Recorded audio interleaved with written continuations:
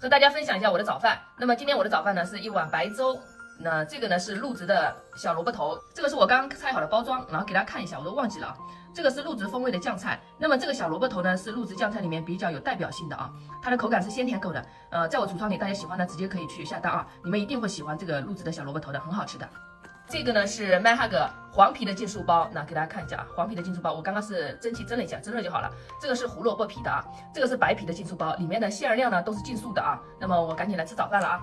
现在天气慢慢转暖了嘛，我们早上吃粥啊，或者吃面条啊，或者是你吃米饭的时候都可以的，带到公司去配一点小菜啊都可以的啊。这个小萝卜头很脆的，咬开就这样，它鲜甜口的。这个包子我来打开给大家看一下里面的馅料啊。它的馅料很足，然后呢，它里面有香菇、青菜、木耳，还有香干，看到吧？这个皮很薄，对不对？